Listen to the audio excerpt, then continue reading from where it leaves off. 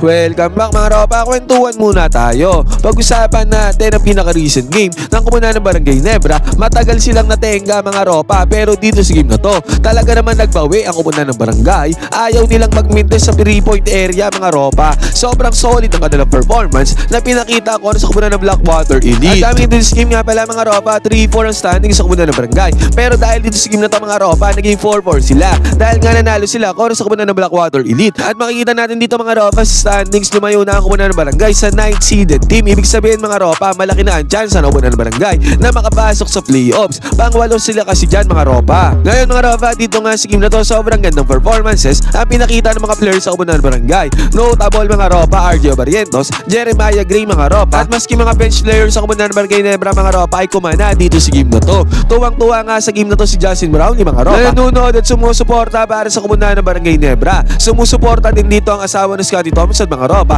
nakasama na ang kanilang anak. Dati buntis lang yan mga ropa nung nanunood. Nagpaulan nga ng 3-pointers dito ang komunidad ng Barangay Nebra mga ropa. Sobrang ganda ng kanilang shooting. Ngayon mga ropa, dito sa video na to, isa-isa na may natin ang discarding ginamit ni Coach Team Code at ng komunidad ng barangay para masecure ang panalo sa game na to. Ito ang game analysis at breakdown. Barangay Nebra versus komunidad ng Blackwater Bossing. Simulan na natin to.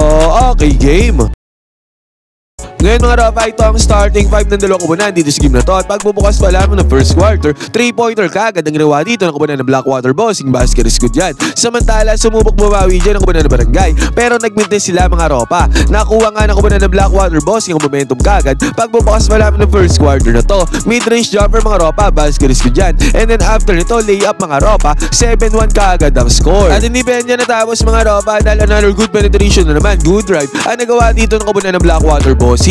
Buti na lamang mga ropa, ang opensa ng barangay ay nanggaling dito kay Jeremiah Gray. Mid-range jumper mga ropa, pumasok yan, basket is good. And then after nito, 3-point attempt, pumasok ulit para kay Jeremiah Gray mga ropa, may kasama pa yung foul. Naipasok naman ni Jeremiah Gray ang free throw dito mga ropa, basket is good yan. Sobrang solid nga ng performance na ginawa ni Jeremiah Gray din dito sa game na to. Kaya naging 11-7 kagad ang score mga ropa. Kahit pa paano yung nakabelo na sa opensa ang komunidad ng barangay, yun nga lang, good pass ang ginawa ng komunidad ng Blackwater, easy 2 points doon sa milalim.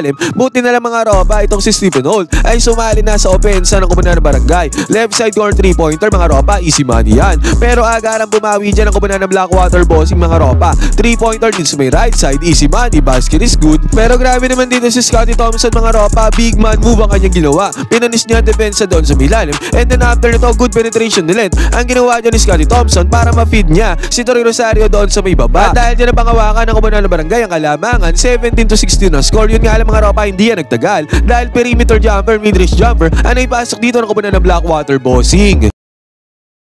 Nakakuha din ng transition offense yan ng komunidad ng Blackwater mga ropa, easy 2 points. Pinasok na dito ni Coach Team Code itong si Jason David mga ropa, nagmintes ang kanyang unang tirada pero nandun si Rosario para sa may putback second chance points. At sa magkakataon na to mga ropa, ang ganda pass ang ginawa ni Jason David papunta kay Norbert Torres na nakapagmundar din ng easy 2 points doon sa may ilalim, doon sa may paint, may kasama pang foul. And then after nito mga ropa, sumagot ulit dyan ang komunidad ng Blackwater Bossing, dikitan pa nga laban dito sa may first quarter. Nagmintes naman dito si Stephen Holt sa may left side corner 3-pointer, pero agad mga ropa si Norbert Torres na naman ang tumirada para sa komunidad ng barangay.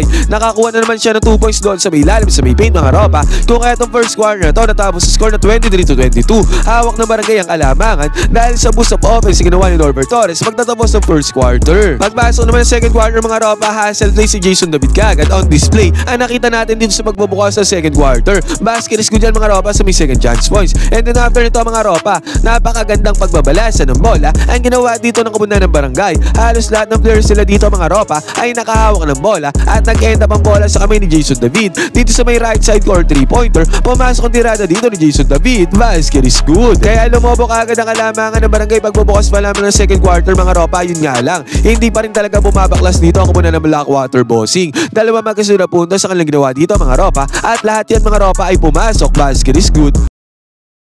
Buti nga mga ropa, sa pagbabalansa ng bola ay nag-end up ang bola dito sa kamay ni Ralph kung pumasok na ng 3-pointer dyan. Yun nga lang si Cedric Fairfield, top of the key 4-point shot ang pinakawalan dito at pumasok din yan para kay Cedric Fairfield, basket is good. Kung sa pagkakataon na ito mga ropa, 34-31 ang score, dikitan pa din ang laban. At ang nangyari naman dito mga ropa, pinasok na ni Coach Team Code si Sunny Estil at 1-on-1 lang mga ropa dito sa may 3-point area. Pinanis dito ni Sunny Estil ang defender ng kalaban mga ropa, nagresulta yan, basket si good ulit. Ang 3-pointer dito ng komunidad ng Barangay Nebra. Sinabi ko nga sa inyo mga ropa, puro 3-pointers ang napasok dito ng komunidad ng Barangay dito sa game na to. And then after pa niyan mga ropa, nagkaroon pa ng good defense dito ang komunidad ng Barangay. Nakakuha ng steal dyan si Stephen Holt. At siya na din na nakapagpunta ng fast break. Easy 2 points para kay Stephen Holt. Easy money. At dahil dyan lumobo kaagad sa 10 points sa kalamangan ng komunidad ng Barangay. 41-31 ang score. Naputol naman ang komunidad ng Blackwater ang momentum nila dito sa may mid-range jumper mga ropa. Basket is good dyan. Pero sa pagkakataon na to, nakakuha ulit ng second chance points itong si Stephen Holt. Solid talaga si Stephen Holt mga ropa.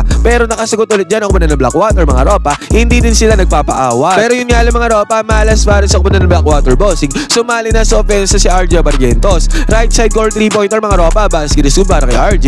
At nagmimintes na rin talaga ang tirada ng komunidad ng Blackwater bossing sa pagkakataon na to. Si Troy Rosario mga ropa, same spot sa tinirahan dito ni RJ Barrientos. At pumasok din yung mga ropa, basket is good at good defense lang ginawa dito ng komunidad ng Barangay. Nakukuha ulit sila ng steal dyan against sa offense ng komunidad ng Blackwater. At ang nangyari pa dito, Jeremiah Gray nag-attempt din ng kanyang 3-pointer dito sa may left wing. Pumasok niya ng 3-pointer dyan ni Jeremiah Gray. Sabi ko nga sa inyo mga ropa, puro 3-pointers talaga ang ipasok na tirada dito ng komunidad ng Barangay Nebra. At after pa dyan mga ropa, naswingan pa ng bola si Troy Rosario dito sa may top of the key. And again mga ropa, pasok na naman ang 3-pointer dito ng komunidad ng Barangay. Solid ang kanilang 3-point shooting mga ropa, sobrang init nila.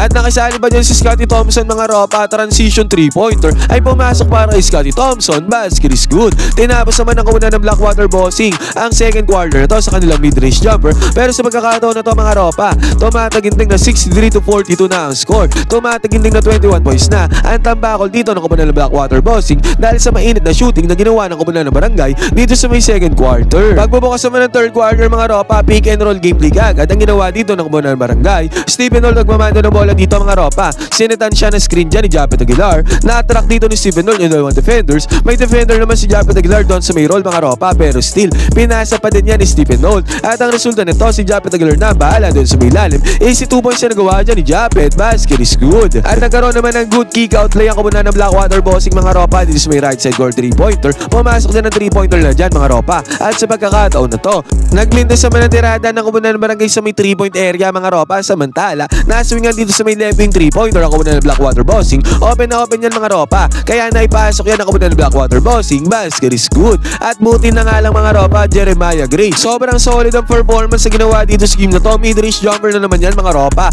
ang pumasok para kay Jeremiah Gray. At sa pagkakataon na to mga ropa, 69-51 pa rin ang score. Tambakol pa rin dyan clearly ang komunidad ng Blackwater bossing. And then after pa nito, nakakuha pa ng clean steal dito ang komunidad ng Barangay. At ang napadali ang buhay dyan mga ropa ay walang iba kundi si Scottie Thompson. Easy 2 points na nagawa niya dito sa may fast break. Dalawang magkasunod na atake naman ang ginawa dito ng komunidad ng Blackwater bossing mga ropa. At parehas yan mga ropa ay naging successful. Nang gumagawa na nga ng momentum dyan ang komunidad ng Blackwater, killjoy naman si RJ Barrientos mga ropa. Pinutol ni RJ Barrientos ang ginagawang momentum dyan ng komunidad ng Blackwater sa kanyang perimeter jumper. Basket is good para kay RJ Barrientos. At dito naman mga ropa, nabigyan ng hand of play dito si RJ Barrientos. Sabi kinar na niya na yung defense dito sa may ibabaw. Pasok ang 3-pointer dito ni RJ mga ropa. Basket is good. At nabigyan dito ni Barrientos ang bola. Ito si Norbert Torres. Si Norbert Torres na ang bahala dyan mga ropa. Good attack ang ginawa dito ni Norbert Torres para again mga ropa makapagpunta na naman siya ng puntos para sa komunidad ng Barangay. Solid performance nga din ang ginawa dito ni Norbert Torres. Basket is good yan mga ropa. At sa pagkakataon na to, nakabawi dyan ang komunidad ng Blackwater bossing. Yun nga lang mga ropa, si Jason David ay nagkaroon ng space dito sa may perimeter. Tinik na yan ni Jason David mga ropa. Easy 2 points na nagawa niya dyan. Basket is good sa may mid-range jumper. At dahil dyan mga ropa, natapos ang third quarter sa score na 90-74. Still mga ropa, tambakol pa rin malala ang komunidad ng Blackwater bossing. Pagpasok naman ng fourth quarter mga ropa, ginamit na ni Coach Tim Cone ang kanyang mga bench players. Agaran nga nakauna dito si Raymond Aguilar mga ropa. Pumasok ang tirada dyan ni Raymond Aguilar. At kita natin dito mga ropa, nag-flex pa ng pamasal dito itong si Raymond Aguilar. Pero na-foul niya dito ang komunidad ng Blackwater bossing mga ropa. At sa magkakataon na yan, tawa na ng tawa si Justin Brown. Ang ginagawa dito ni Raymond Aguilar mga ropa, nagmintas ang tirada dito ng komunidad ng Blackwater bossing. Sa may fast break mga ropa, walang iba. Raymond Aguilar ulit ang nanguna. Nakapagpunta na naman ng puntos dyan si Raymond Aguilar. At dito mga ropa, napapalakpak na si Justin Brown. Pero still tawa pa din siya ng tawa. And then after nito mga ropa, again, nakapuntos na naman dito si Raymond Aguilar mga ropa. Quick 6 points kagad na ginawa ni Raymond Aguilar dito sa may fourth quarter. 7 na damos naman mga ropa ropa ay nakakuha ng mid-range jumper niya. Pumasok din yan mga ropa, basket is good. At eventually mga ropa, hindi na nakahabol dyan ang kumunan ng Blackwater Bossing. Panalo ang kumunan ng Barangay mga ropa, 103 to 85 ang score, 18 points ang kalamangan. At dito nga sa panalo na to mga ropa, medyo na secure na talaga ng kumunan ng Barangay ang playoff spot. Kasi nga malayo na sila doon sa pang 9 sa standings mga ropa. Kitang-kita naman natin dyan. Ngayon mga ropa, ano sabi nyo sa performance dito ng mga players sa kumunan ng Barangay? Lahat ng players nila dito mga ropa ay gumawa. Solid performance para sa Barangay ni Coach Tim Cone. Pwede kayo mag-comment dyan sa baba ng opinion mga ropa. Magkwentuhan tayo.